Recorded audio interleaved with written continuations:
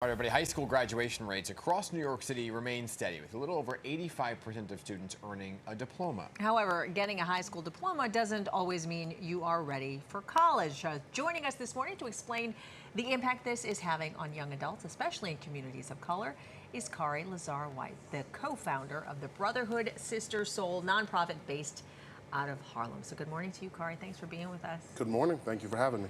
I mean, the stats are very disappointing. So it shows that only 57% of New York City high school graduates are ready for college. How does that compare to other large cities? So New York is behind many other large cities. This is certainly a national issue, though. This is a reflection, our schools are a reflection of society. I would extend that statistic a bit. It's not just that only 57% are graduating college ready. Of those who then go off to college, only one out of three then drops out within 6 months. Yeah, that's 37%. So it's both a preparation issue and also a retention issue.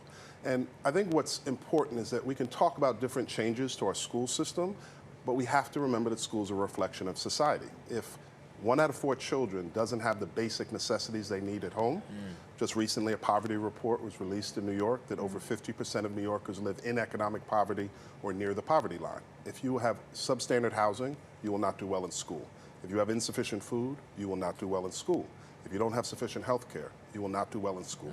And so when we look at these types of issues, this is why we have to tackle this in a really broad way. It's not just about what happens during the school day, but it's about larger societal issues, about why we're not preparing kids for school, and in turn, why they're not remaining in school. Yeah, of course, it extends beyond those walls of the actual physical school, Correct. right? So yesterday, your organization met with a bunch of leaders within the city to discuss ways to improve all those things you just talked about. What came out of the meeting?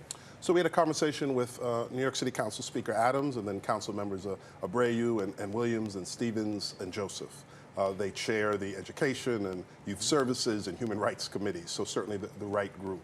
And what we were talking about is what large solutions would look like. We have to remember that we've had successive mayoral administrations, different political perspectives, different approaches, and these numbers haven't moved. Even the graduation rate, there's a lot of conversation about, is that an accurate number? Because standards were changed during COVID with online learning. And so what does it look like to have broad solutions? So we were talking about housing. We were talking about economic access. We were talking about reducing poverty. We were talking about what after-school programs need to look like. The best schools in our city extend the day. And we know that because this city has wonderful schools. We know what it takes. We also have mediocre schools, and we have very poor schools. And we can't continue to have an educational caste system in our city. So we were talking macro solutions yesterday, and what does it look like to have the schools that New York City deserves and our children deserve. I mean, there is so much truth to it takes a village. But do you think that we need to start earlier also in preparing our kids for college? So pre-K is a huge issue in terms of starting the earlier education experience, which of course the city has tackled. At Brotherhood Sister Sol, and we are an organization that works at the intersection of educating, organizing, and training. To your point, we begin college tours and college exposure as young as elementary school students. Wow. We want to inspire them to reach for college and for university. We continue that through junior high school. So yes, college preparedness needs to start early. We also have to think about what does it mean to prepare folks for careers. And so often we're not focused on helping young people learn the analytical skills that they need to compete in society today. Instead, it's rote memory, standardized tests, which in our elite private schools in our city, let's be clear, that's not what they're focused on. They don't have standardized tests in that way. They are producing young people who can analyze and synthesize information. We do the same thing at Brotherhood Sister Sol, and we think our schools need to do more of that. I'm curious what your take is on, because students are graduating and going to college, right? So they're passing that hurdle of the college application process, the graduation, they're making it there to college. So why are 37% then not making it past the first semester? So first, our school system has nearly 1 million children in it. We need to remember 10% are homeless.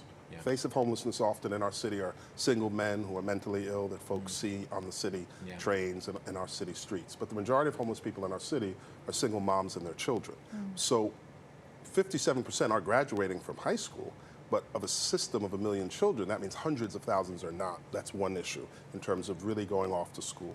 Then when they go off to school, what are the issues? I think the same types of societal issues are affecting young people. Lack of access to sufficient financial aid. Finances definitely pushes young people out of school. Inability to get jobs. Inability to pay for the necessary tutoring. A lot of middle class and wealthy kids go off to college and university and struggle, but they get supports to get through. Mental health support, a crucial issue in our country and our city. U.S. Surgeon General says that the mental health crisis for young people is the leading public health crisis in our country. Well, you're an upper middle class student or a wealthy student, and you struggle in college, often when mental health issues appear, your family can provide those support services. What happens if you're coming from a low income background?